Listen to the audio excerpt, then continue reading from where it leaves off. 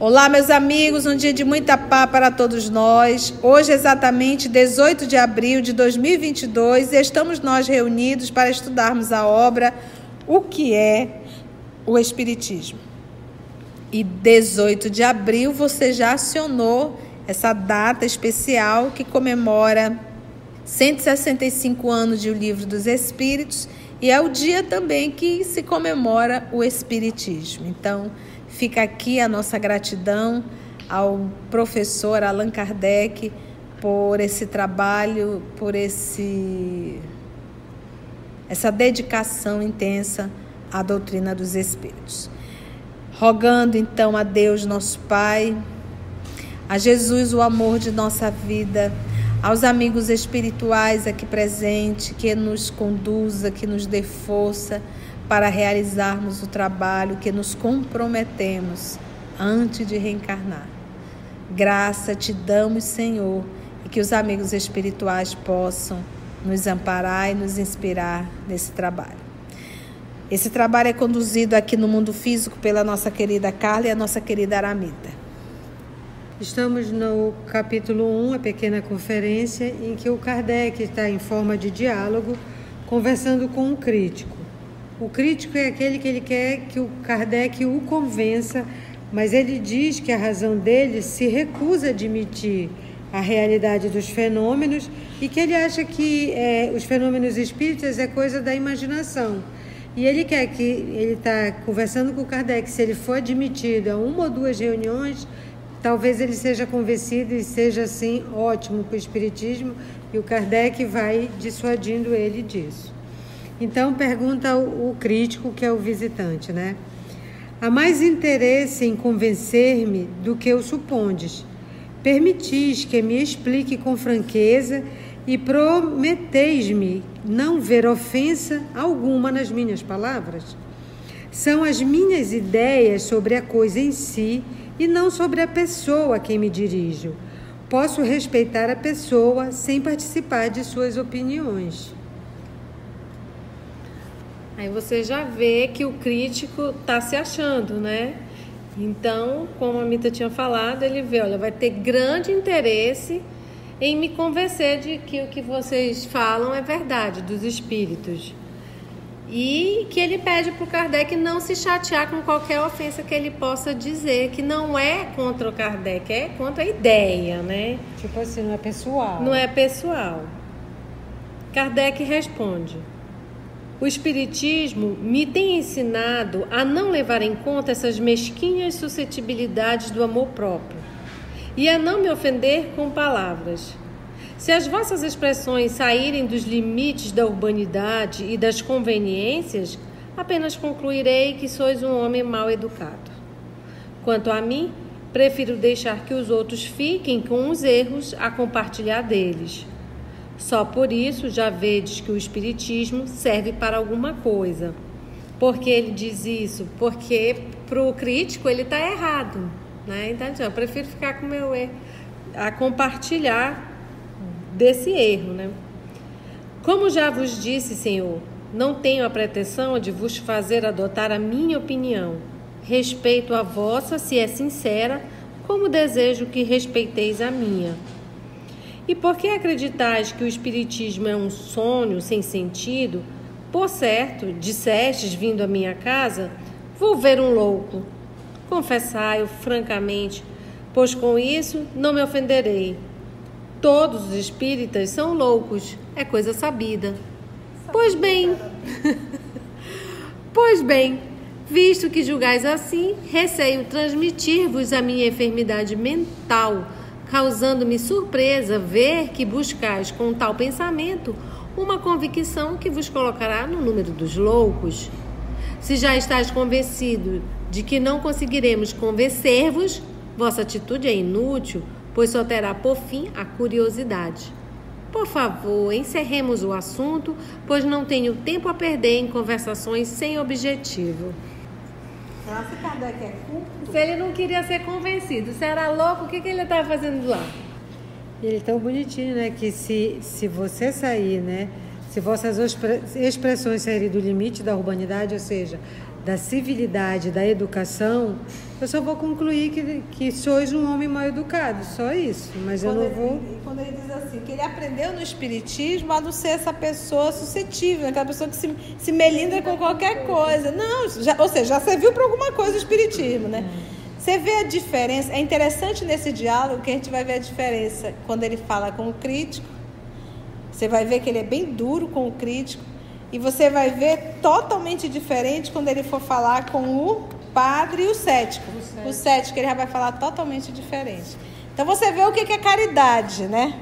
Você vê esse movimento do professor Allan Kardec, o quanto ele é lógico, o quanto ele é racional, e pronto, eu não vou perder tempo, porque Jesus nos ensina a fugir das... E ele diz que todo espírito é louco e que ele pensou, vou ver um louco. Confessa logo, né?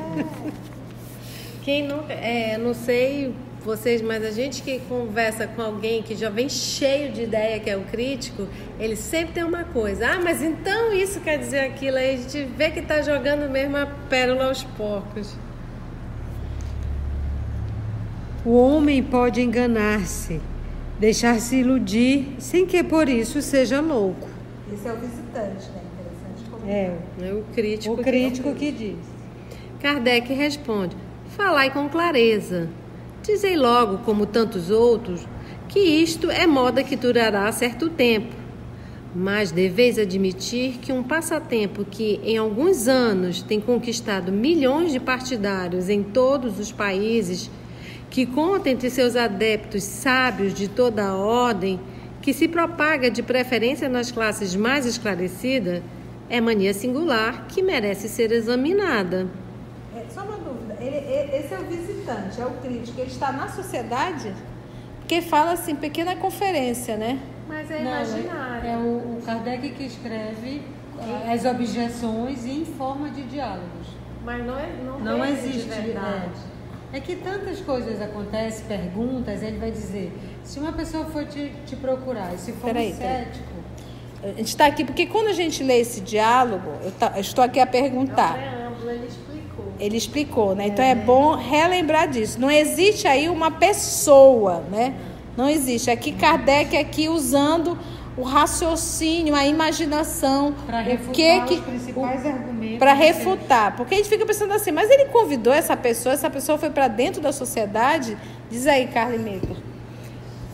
Não, no preâmbulo ele explica que como tem os vários argumentos, então ele teve a ideia de escrever esse primeiro capítulo, sobre a forma de diálogos para responder à refutação dos principais argumentos dos que atacam o espiritismo. Então ele foi, sob a forma de diálogos, alguém que o procurasse, ele vai refutando o que não tem interesse em convencer, não quer quantidade, quer qualidade, que não tem interesse, que ele diz logo que tu pensa que todos somos loucos, que você pensa que dizei logo, acreditais como muito que isso é moda, que durará certo tempo. Aí ele vai dizer, mas é um passatempo que há alguns anos já convenceu milhões e gente esclarecida. Então ele vai replicando. E ele usa essa forma de diálogo para não ficar tão pesado, a forma filosófica, assim, estendida. E ele fez assim uma conversa mais acessível a todo mundo, né? A gente vê que está bem acessível mesmo. Ele poderia explicar tudo isso, como está no Livro dos Espíritos, mas ele fez dessa forma mais comum. Mais didática. Isso. Aí o crítico fala: tenho minhas ideias a respeito, é certo.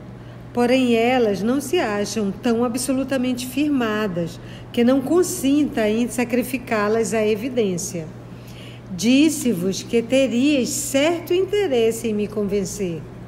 Confesso-vos que tenciono publicar um livro em que me proponho demonstrar ex-professo, com conhecimento de causa e sim, que é segundo informações colhidas, a minha opinião sobre o que considero um erro.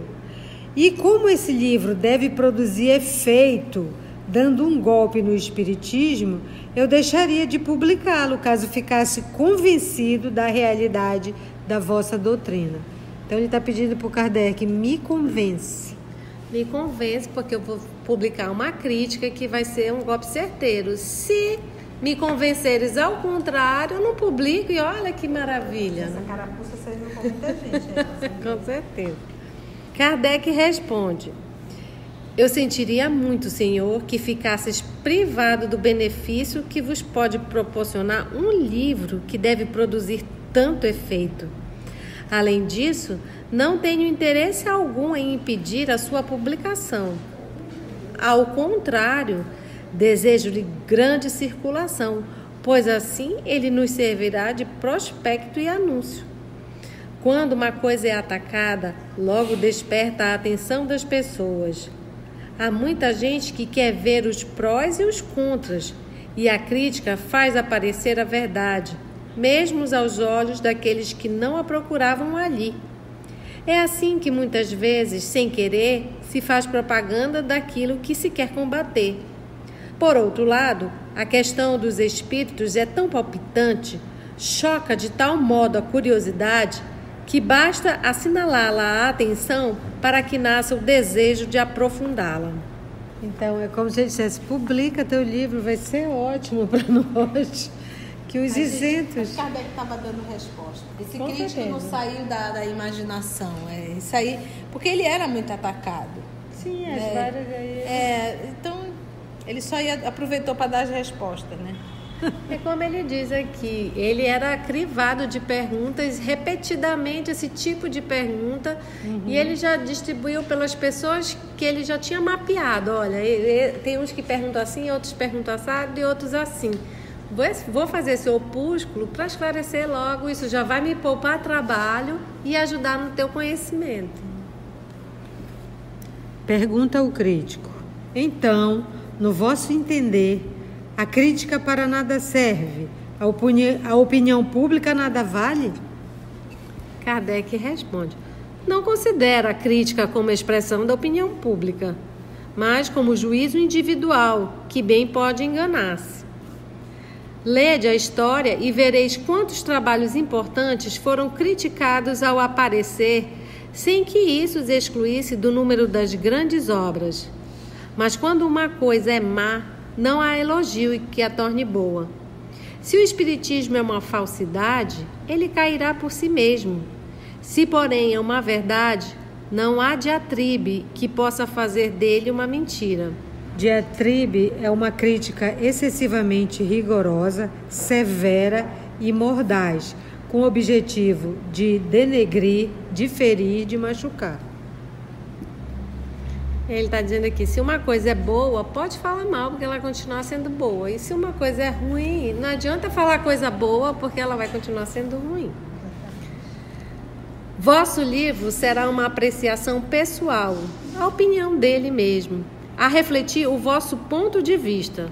A verdadeira opinião pública decidirá se julgastes com acerto. Procurarão examinar. Se, mais tarde, reconhecerem que vos enganaste, vosso livro se tornará ridículo, como os que, até bem pouco tempo, foram publicados contra as teorias da circulação do sangue, da vacina e etc. Esquecia-me, porém, de que ias tratar a questão ex-professo, quer dizer, de verdadeiro conhecimento de causa, o que equivale a dizer que a estudastes sobre todos os seus aspectos, que viste tudo o que se pode ver, lestes tudo o que se tem escrito sobre a matéria, analisastes e comparastes as diversas opiniões, que vos achastes nas melhores condições de observação pessoal, que durante anos lhe consagrastes a vossas vigílias. Em suma, que nada desprezastes para chegar à constatação da verdade.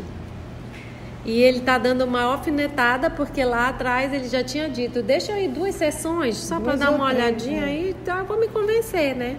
E ele disse que ia escrever um livro de profundo conhecimento.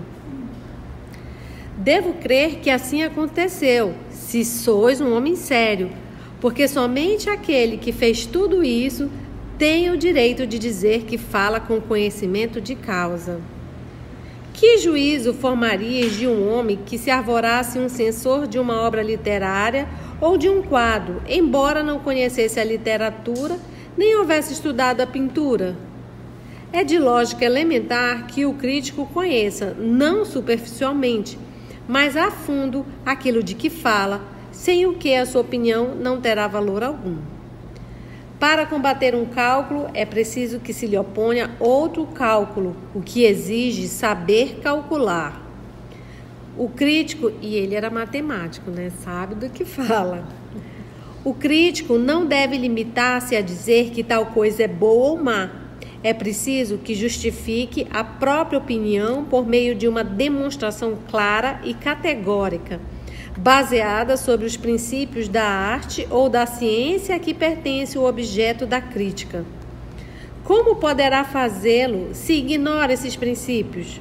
Podereis apreciar as qualidades ou os defeitos de determinada máquina se não conheceis a mecânica? Não.